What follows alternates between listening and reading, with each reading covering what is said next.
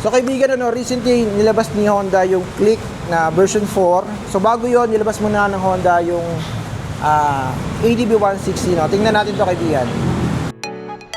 Sawa ka na bang mag-commute at makipagsiksikan sa ibang pasahero? Pwes, magmotor ka na kaibigan. Hustle no more kapag nakamotor.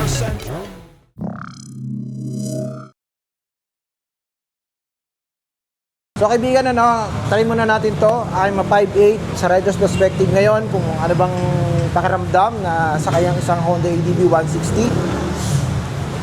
Okay. Oh.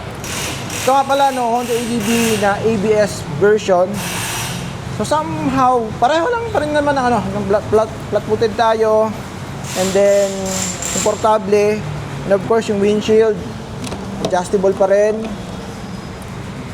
Same feels pa rin ng dating ADB 160. So kaibigan, itong Honda ADB na version na to, actually wala naman siya masyadong binago siya dito.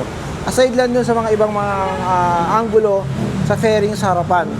But overall, yun pa rin. Tumaas lang yung kanyang presyo, of course, and then may bago kang pagpipilian na kulay.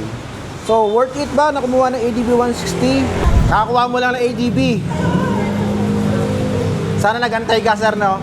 And then, napansin ko lang dito mga kaibigan na may bagong colorway, yung Honda Beat, no? Siyang magenta yung kulay niya. And then, ito may matte.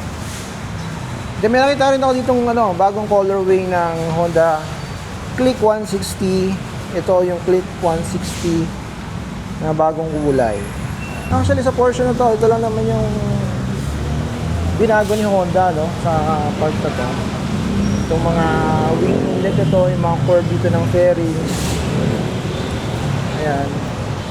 So ayan, sakto nakita tayo dito ng Honda ADB na bago yung ABS, yung bagong labas ngayon. Ito yung fairing sa sarapan. Ayan. Iba rin talaga yung fairings niya. Aside nga pala sa fairings din na binago ng Honda rito, ito rin yung handlebar, no? Iba na yung kulay niya. May pagka-glossy na gray yung kanyang handlebar. So yun kaibigan, kung ikaw may budget, would you choose yung TFT na version ng sa 2026 itong ADB 160 or would you stick pa rin, kulay lang yung binago, then maganda pa rin naman sa mata, relevant pa rin naman yung ADB 160. So kaibigan, anong choice mo? Comment mo down below. Yan.